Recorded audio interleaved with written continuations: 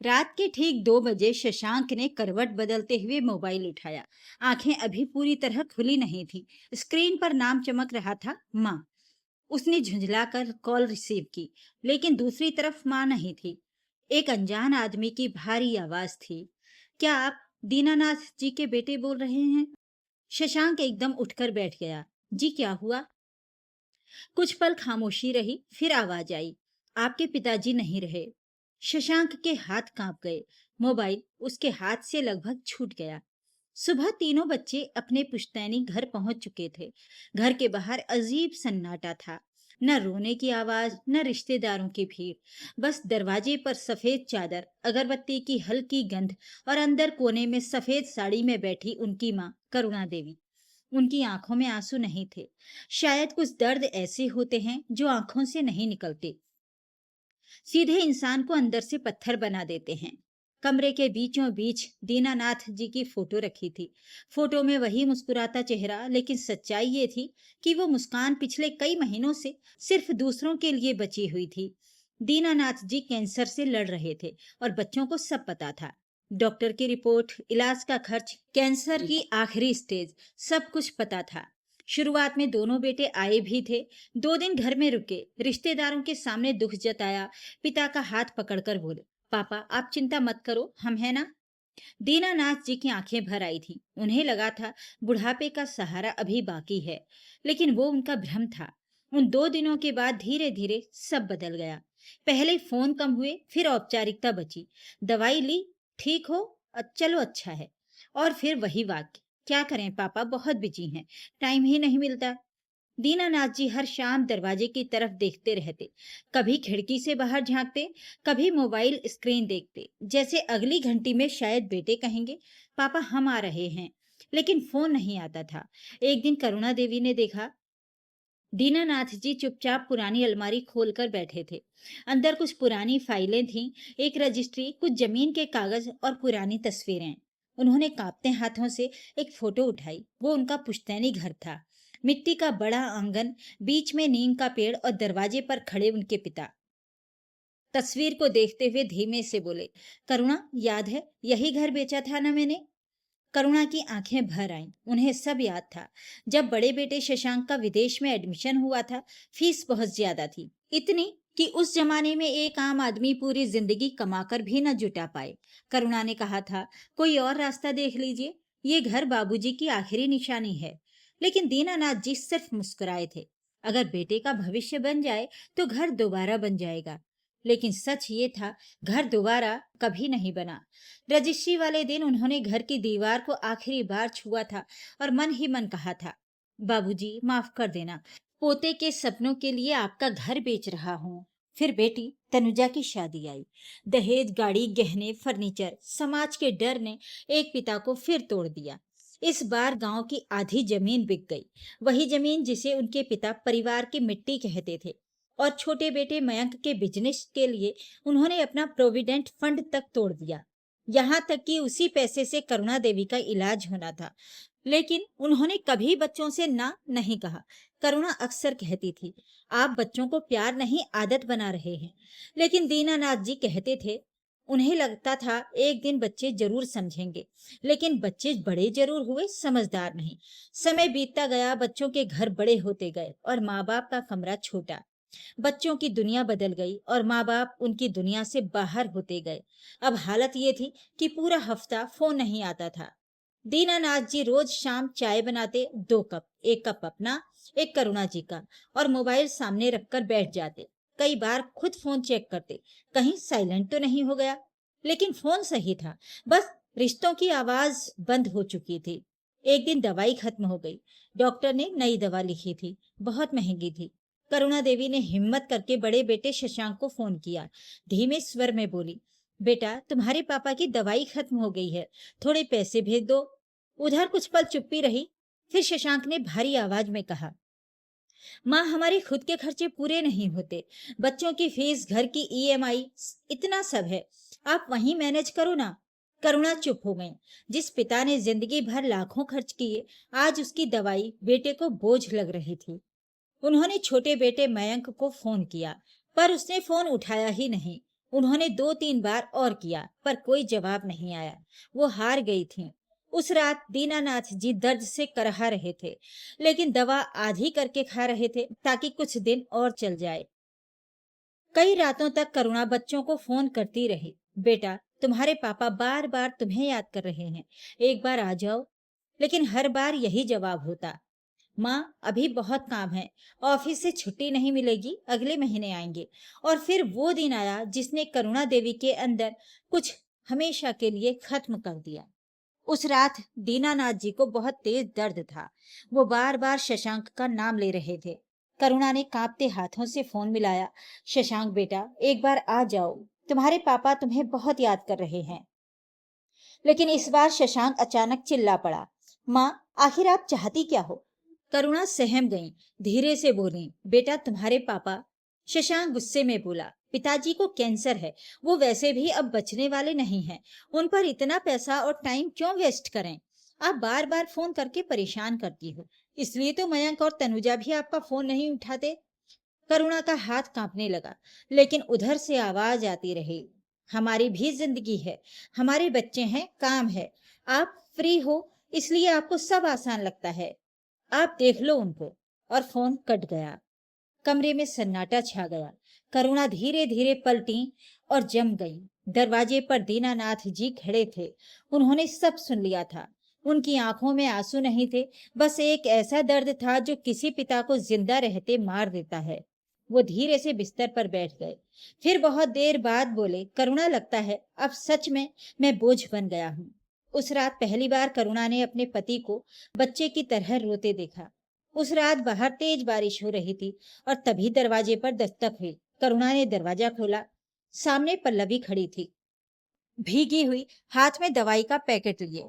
पल्लवी कोई रिश्तेदार नहीं थी, वो बस मोहल्ले की एक साधारण सी लड़की थी जिसके पिता बचपन में गुजर गए थे। उसकी माँ सिलाई करके उसे पालती थी। करीब 7 साल पहले करुणा जी बाजार में गिर गई थी। तब यही लड़की उन्हें सहारा देकर घर छोड़ने आई थी। उस दिन के बाद से वो धीरे धीरे इस घर का हिस्सा बन गई थी। कभी सब्जी ले आती, कभी दवाई, कभी बस 5 मिनट बैठकर हाल पूछ जाती। लेकिन जब दीनानाथ जी बीमार पड़े तो पल्लवी ने रिश्ता निभाना शुरू कर दिया। रात में अस्पताल ले जाना, दवाइयां लाना, रिपोर्ट दिखाना, करुणा को संभालना, हर जगह वो साथ खड़ी रही। उस रात भी वो बिना बुलाए दवाई लेकर आई थी। उसने दीनानाथ जी को दवाई दी, सिर दबाया और धीरे से बोली, बाबूजी सब ठीक हो जाएगा। दीनानाथ जी उसे देखते रहे, फिर उसकी आंखों से आंसू बह निकले। उन्होंने कांपते हाथों से उनका हाथ पकड़ा। बेटा, तुम पिछले जन्म में शायद मेरी बेटी थी। पल्लवी रो पड़ी। बेटियां पिछले जन्म की नहीं होती बाबूजी, दिल से बन जाती हैं।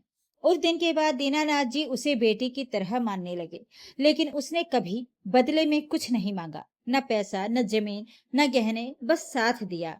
और दूसरी तरफ कौशल्या देवी थी, सामने वाले घर में रहने वाली अकेली विधवा। उनका बेटा विदेश में बस चुका था। शायद इसलिए वो इस दर्द को समझती थी कि अपने होते हुए भी अकेले कैसे रहना पड़ता है। जब बच्चों के फोन बंद होने लगे तो सबसे पहले कौशल्या देवी ने ही ये खालीपन महसूस किया। एक दिन वो स्टील का डिब्बा लेकर आई।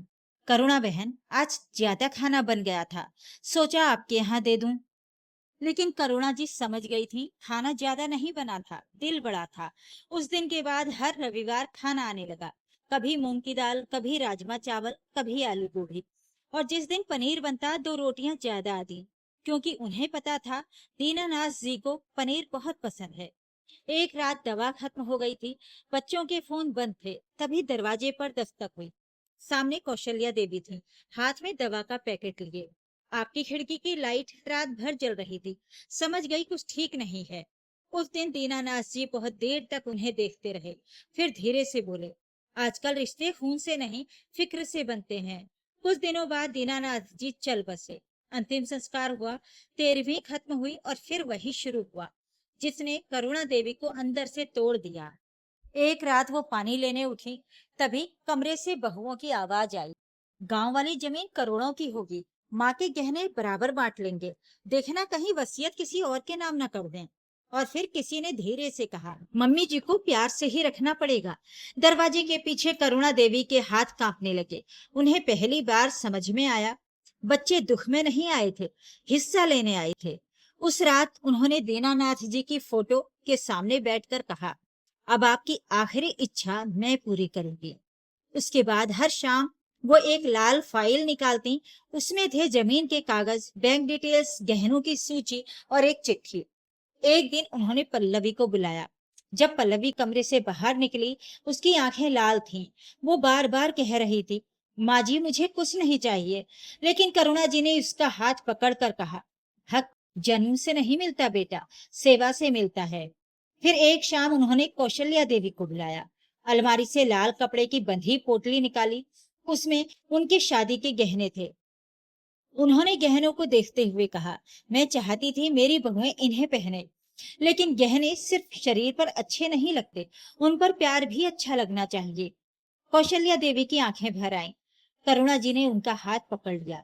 जब मेरे अपने मुझे अकेला छोड़ गए, तब तुमने बिना रिश्ते के रिश्ता निभाया, और उसी दिन उन्होंने तय कर लिया था, गहनों पर हक बहुओं का नहीं, उस इंसान का है जिसने आखिरी दिनों में उन्हें अकेला महसूस नहीं होने दिया। कुछ महीनों बाद करुणा देवी को हार्ट अटैक आया और वो भी चल बसी। तीनों बच्चे फिर घर पहुंचे, लेकिन इस बार घर का माहौल अलग था। ड्राइंग रूम में पहले से वकील बैठे थे। टेबल पर वही लाल फाइल रखी थी। वकील ने धीमे स्वर में कहा, करुणा जी की अंतिम इच्छा थी कि उनकी वसीयत उनकी मौत के बाद पढ़ी जाए। कमरे में सन्नाटा छा गया। फाइल खुली। फाइल का पहला पन्ना पढ़ते ही तीनों के चेहरे उड़ गए। पुराना घर वृद्धाश्रम के नाम, गांव की जमीन पल्लवी के नाम, बैंक की रकम कैंसर अस्पताल को दान, और करुणा देवी के गहने कौशल्या देवी के नाम। तीनों एक साथ चिल्ला पड़े, ये नहीं हो सकता। लेकिन असली झटका अभी बाकी था। वकील ने फाइल से एक लिफाफा निकाला। उस पर लिखा था, मेरे बच्चों के लिए तुम्हारे पापा की आखिरी सच्चाई। शशांक के हाथ कांपने लगे। लिफाफा खोला गया। अंदर एक पुरानी फोटो थी। दीनानाथ जी अस्पताल के बेड पर थे, बहुत कमजोर, लेकिन आंखों में अब भी इंतजार था। और फोटो के पीछे कांपते हाथों से लिखा था, उस रात मैं मरना नहीं चाहता था, मैं बस आखिरी बार अपने बच्चों को देखना चाहता था। नीचे तारीख थी, वही रात जब तीनों बच्चों ने उनका फोन नहीं उठाया था। उस लिफाफे के साथ एक चिट्ठी भी थी। मयंक ने वो चिट्ठी खोली। उसमें लिखा था, ये चिट्ठी आप तीनों बहन भाइयों के लिए है। मैंने बहुत सोच कर ये चिट्ठी लिखी है। कांपते हाथों से, पुरानी स्याही वाले पेन से, धीरे धीरे, जैसे हर शब्द के साथ अपनी पुरानी जिंदगी को फिर से जी रही हूँ। इस चिट्ठी में मैंने कोई गुस्सा नहीं लिखा, ना कोई शिकायत, ना कोई इल्जाम, बस अपनी जिंदगी का सच लिखा है। शशांक, तनुजा, मयंक, हमने तुम्हें वो सब दिया जो एक माँ बाप अपनी पूरी जिंदगी में अपने बच्चों को दे सकते हैं। अपना घर, अपनी बचत, अपने गहने, अपनी खुशियां, और सबसे ज्यादा अपना पूरा वक्त। लेकिन बदले में हम धीरे धीरे खुद को खोते चले गए। हमने वो दिन नहीं जिए जो हमें अपने लिए जीने चाहिए थे, और वो पल भी नहीं जो मुझे तुम्हारे पिता के साथ बैठकर सुकून से बिताने थे। हम भागते रहे, कभी तुम्हारी पढ़ाई के लिए, कभी तुम्हारी शादी के लिए, कभी तुम्हारी जरूरतों के लिए, और खुद को हर बार आखिरी में रख दिया। मुझे तुमसे कभी बहुत बड़ी उम्मीद नहीं थी, बस इतना चाहती थी कि हफ्ते में एक बार तुम्हारी आवाज सुन लूं, कभी तुम खुद हाल पूछ लो, साल में कुछ दिन सब साथ बैठ जाएं। लेकिन धीरे धीरे वो उम्मीद भी खत्म हो गई। मैं तुम्हें दोष नहीं देती, शायद हम दोनों ने ही तुम्हें इतना कुछ दे दिया कि तुमने लेना ही सीखा, देना नहीं। मैंने ही तुम्हें ये भरोसा दिया था कि माँ हमेशा तुम्हारे साथ है, चाहे कोई याद करे या नहीं। तुम आज जिस उम्र में हो, शायद तुम भी वही कर रहे हो जो हमने किया था, अपने बच्चों के लिए भागते हुए, हर मांग पूरी करते हुए, ये सोचते हुए कि यही सबसे अच्छा प्यार है। लेकिन सच थोड़ा अलग होता है। बच्चे माँ बाप को उनके त्याग से याद नहीं करते, बल्कि उन पलों से याद करते हैं जब आप सच में उनके साथ होते हैं। अगर हम हमेशा सब कुछ देते रहेंगे, तो एक दिन लोग हमें जरूरी नहीं, आदत समझने लगते हैं। और शायद सबसे कड़वी सच्चाई यही है, जब हम इस दुनिया से चले जाते हैं तो लोग हमें याद तो करते हैं, लेकिन थोड़ी समय के लिए। फिर जिंदगी आगे बढ़ जाती है और हमारी जगह बस तस्वीरों और यादों में रह जाती है। मैं ये सब तुम्हें डराने के लिए नहीं लिख रही हूँ, बस इसलिए लिख रही हूँ क्योंकि अब समझ आया है कि जिंदगी में प्यार से ज्यादा जरूरी वक्त होता है। इसलिए अगर अभी समय है तो अपने रिश्तों को सिर्फ जिम्मेदारी मत समझो, उन्हें जियो भी। अपने लिए भी थोड़ा वक्त रखो, अपने लोगों के लिए भी। और सबसे जरूरी, ना कहना सीखो, ताकि सही जगह हाँ कह सको। अब मेरी कहानी यहाँ खत्म हो रही है, लेकिन जिंदगी का सच शायद यहीं से शुरू होता है। पैसा अलमारी में रह जाता है, लेकिन प्यार सिर्फ उन यादों में जिंदा रहता है जो साथ में जिए गए हैं। और अगर कभी ये बातें तुम्हें अपनी लगें, तो एक पल रुक कर अपने आसपास देख लेना। कहीं कोई अपना बस तुम्हारे एक फोन का इंतजार तो नहीं कर रहा। कमरे में ऐसा सन्नाटा फैल गया, जिसमें सिर्फ पछतावे की आवाज सुनाई दे रही थी। लेकिन अब बहुत देर हो चुकी थी, क्योंकि माँ बाप की सबसे बड़ी भूख पैसा नहीं होती, वो होती है अपने बच्चों का थोड़ा सा समय। और कुछ रिश्ते मौत से नहीं टूटते, वो टूटते हैं धीरे धीरे, अनदेखी से। और एक दिन सिर्फ एक लाल फाइल छोड़ जाते हैं। कमरे में फैला वो सन्नाटा अब चीखों से ज्यादा भारी हो चुका था। शशांक, मयंक और तनुजा के हाथों में वो लाल फाइल और चिट्ठी तो थी, लेकिन पैरों के नीचे से संस्कारों और रिश्तों की जमीन खिसक चुकी थी। वे रो रहे थे, गिड़गिड़ा रहे थे, वसीयत बदलने की कानूनी धमकियां दे रहे थे। लेकिन उस खाली पुश्तैनी घर की दीवारें अब उनकी नहीं, उनके पछतावे की गवाह थी। पैसा, जमीन और गहने तो चले ही गए थे, पर सबसे बड़ा नुकसान उस कर्ज का था, जिसे वे अब जिंदगी भर कभी चुका नहीं पाएंगे। सच ही तो है, जब तक माँ बाप जिंदा होते हैं, हम व्यस्तता का मुखौटा पहने रहते हैं। और जब वे चले जाते हैं, तो ये दुनिया हमें सबसे फुर्सत में लाकर खड़ा कर देती है। पर तब तक बहुत देर हो चुकी होती है। रिश्तों की डोर जब अनदेखी से टूटती है, तो पीछे सिर्फ एक वीरान घर, कुछ राख और अलमारी में बंद एक लाल फाइल छोड़ जाती है। दोस्तों, क्या शशांक, मयंक और तनुजा का अपने माता पिता के प्रति ऐसा व्यवहार सिर्फ उनकी व्यक्तिगत गलती थी, या ये आज की आधुनिक, अति व्यस्त और आत्म केंद्रित जीवन शैली का एक कड़वा सच है? करुणा देवी द्वारा वसीयत में सब कुछ बाहरी लोगों और आश्रम को दान कर देना क्या बच्चों को सबक सिखाने का एक सही कदम था, या एक माँ के रूप में उनका ये फैसला बहुत कठोर था? इस बारे में अपनी राय कमेंट करके जरूर बताइएगा। वीडियो को लाइक करें, शेयर करें और मेरे चैनल को सब्सक्राइब भी जरूर कर लीजिएगा। धन्यवाद।